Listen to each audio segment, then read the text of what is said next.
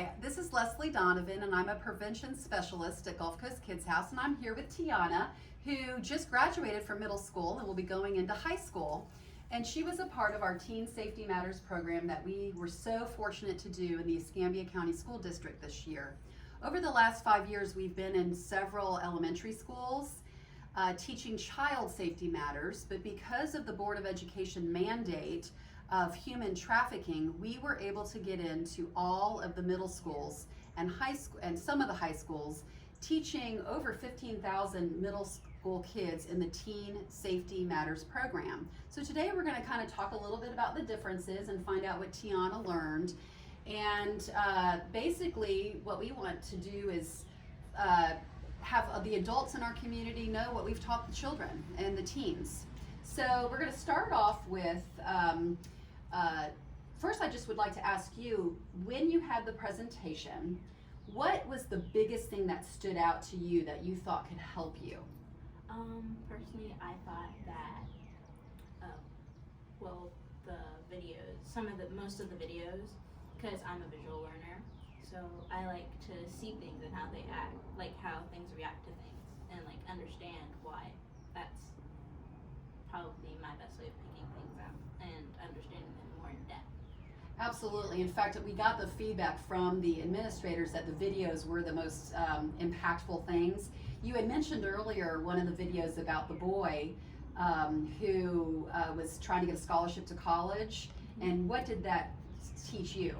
It taught me basically, if you know that you're not supposed to do something, don't do it, and also know what you're posting on the internet and just like things in general, having things in your phone in general that you're not supposed to, can last forever, and they're permanent, and they're there for everyone to see.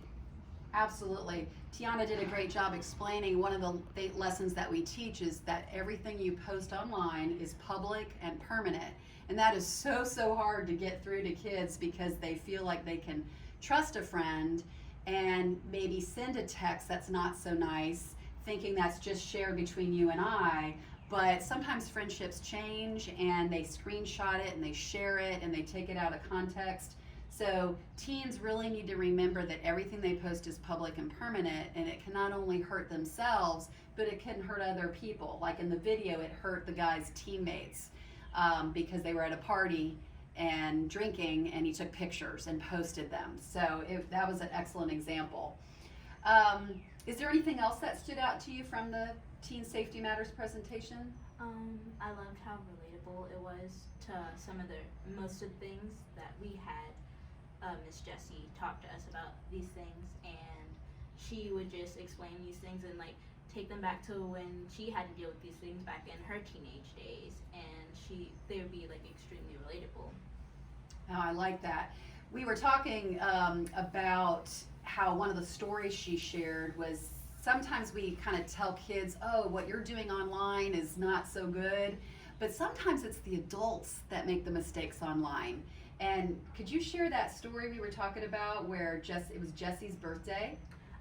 It was Miss Jessie's birthday, and her mom posted a picture of her in front of their house, but it had their address on it, and at the time she had a boyfriend that was stalkerish, kind of, and they were still like together on social media, and now everyone knows where she lives, basically, and that made it extremely easy for the stalkerish boyfriend to like know their house and stuff. Yeah, so one thing teens can do is tell their parents, don't overshare my information. So that's something that we teach a little different with the teens as opposed to the children. So we use the 5 safety rules with the Teen Safety Matters program, and they are know what's up, spot red flags, make a move, talk it up, and no blame, no shame. And a couple things that I wanted to highlight are when we're talking to teens, we talk to them about how you need to pay attention to your environment, both online and offline. Offline's in person, and how what's going on in a situation and what people are doing, and are you safe or not. And one tip we give is a family password, which we do for children. But with the teenagers, the family password's a little bit different. And it's where we'll tell you to if you're ever at a sleepover and maybe they're cyberbullying somebody, or you're uncomfortable, maybe they're drinking, or they're just talking in a way, or maybe even touching inappropriately, crossing boundaries, how do you get out of that situation? And it's through a family password.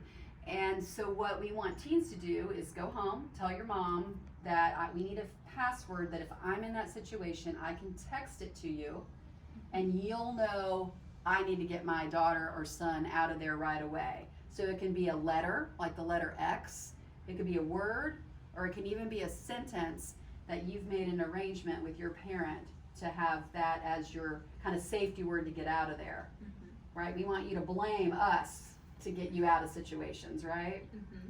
I haven't really done it yet, but mine will probably be like, can we go get cheeseburgers? Because my mom knows that I hate cheeseburgers, so she'll know that something's up. That's right. Except for now you're going to have to change it because people are going to see that on the video, right? Everything we post is public and permanent. So, but that's a perfect example of the type of password you'd want to have or sentence. So that's excellent. Another thing when we talk about red flags with teenagers that's different than with the children is we talk about relationships, because in middle school and high school you begin to have relationships with sometimes people of the opposite sex, or your friendships change differently. So a red flag that you'd always want to look for would be any controlling behavior. This would be something like someone keeping you away from your parents, telling you not to tell your parents what they're doing. They might be manipulative in a way where they're controlling you with silent treatment, or they're giving you a lot of gifts to maybe get you to do something that you do not want to do. And then another controlling behavior would be a lot of jealousy. And so what I like to say, especially in middle school, is it's not always a dating relationship. It can even be a friendship. Were those some of the things that you might have seen and observed in middle school between some of the kids? Sometimes there'd be like a couple of people who only like stick in their own little bubble, but you'd have like that one friend that want to be with their other friends, but their best friend would probably be like, no, I want you to stay here with me, or like you'd be at a sleepover and they wouldn't be there, and then they just blow up their phone because they constantly want to be around them and like want to control them. Very good example. The other thing I like that you said that reminded me of something we tell teens is, as you get older, one of your best safety measures is to stay in a group with friends. Friends need to look out for friends. And so if you're ever anywhere and one of your friends wants to leave, don't let her leave. Go with her or make her come with you. So we can really change a lot of the safety for teenagers by having them stick in groups. And it's not just girls. Guys need to stick in groups too to stay safe as well.